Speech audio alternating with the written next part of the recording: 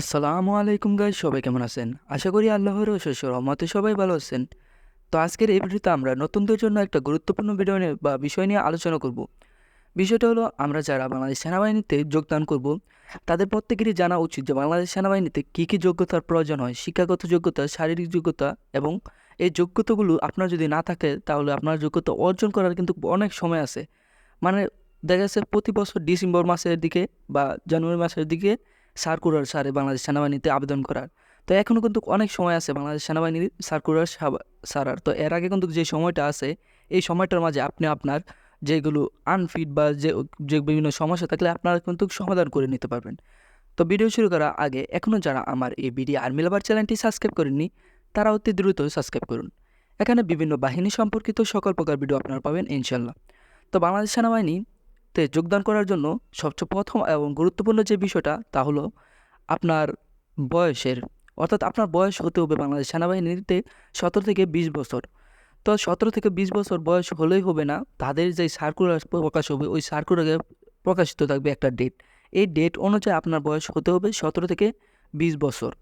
যদি আপনার বয়স 17 থেকে 20 বছর হয় তাহলে আপনি বাংলাদেশ সেনাবাহিনীতে আবেদন করতে পারবেন, না হলে আপনার আবেদন গ্রহণযোগ্য হবে না। 2 নম্বরে যে বিষয়টা বা যে যোগ্যতাটা তা হলো শিক্ষাগত যোগ্যতাটা 2 নম্বর থাকে। শিক্ষাগত যোগ্যতা সকল ক্ষেত্রে এসএসসি পাশে ন্যূনতম জিপিএ 3.00 পেয়ে উত্তীর্ণ হতে হবে। অর্থাৎ আপনি যদি এসএসসি পরীক্ষায় জিপিএ 3.00 পান তাহলে কিন্তু আপনি এখানে আবেদন করতে পারবেন যে কোনো ভাবে বা যে কোনো ওয়েতে, যে অনলাইনের মাধ্যমে। তারপর 3 নম্বরে হলো উচ্চতা। এখন আপনাদের উচ্চতা কতটুকু দরকার? নারী এবং পুরুষ দুইজনের কিন্তু আলাদা আলাদা উচ্চতা, আবার ক্ষুদ্র নিগোষ্ঠীর আলাদা, আমাদের মতন সাধারণের আলাদা। তো প্রথমে পুরুষদের উচ্চতাটা বলি।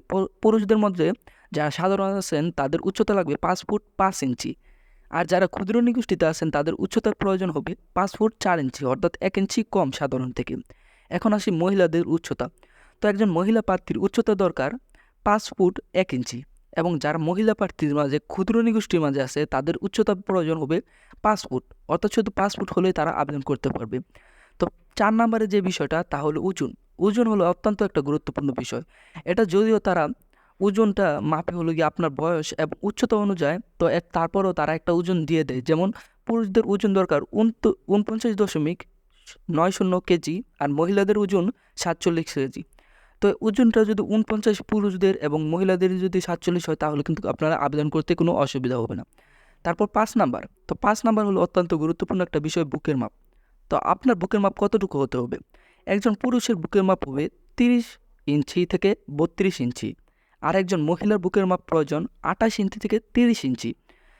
এবং একবারে শেষে যে বিষয়টা বেশি গুরুত্বপূর্ণ বা অত্যন্ত গুরুত্বপূর্ণ, যেটা না হলে বর্তমানে একবারে আপনার সেনাবাহিনীর চাকরি হবে না, তা হলো সাঁতার।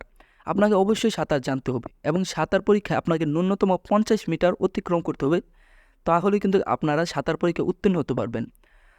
তো আরেকটা গুরুত্বপূর্ণ বিষয় হলো, আপনারা দেখা গেছে আপনারা যে সময় সার্কুলার প্রকাশিত হয় তখন কিন্তু আবেদনে আপনারা আবেদন যেভাবে হোক করতে পারবেন। যদি আপনার 3.00 উপরে হয় এবং আপনার ধরেন উচ্চতা 5 ফুট 5 ইঞ্চি থেকে কম, ধরেন 5 ফুট 3 ইঞ্চি 2 ইঞ্চি, তারপর আপনারা মিথ্যা বলে বা যেই জায়গায় দরকার যে লেখা থাকবে যে আপনার উচ্চতা কতটুকু, এখানে মিথ্যা লিখে তারপর কিন্তু আপনি আবেদন করতে পারেন।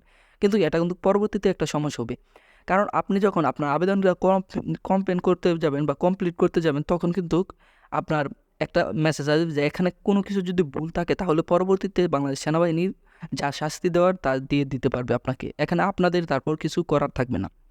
তো এই ছিল আজকের ভিডিও। আশা করি ভিডিওটা সবার ভালো লাগছে। ভালো লাগলে অবশ্যই একটা লাইক দিয়ে দেবেন। পরবর্তীতে কী সম্পর্কে ভিডিও চান তা কমেন্টের মাধ্যমে জানাবেন।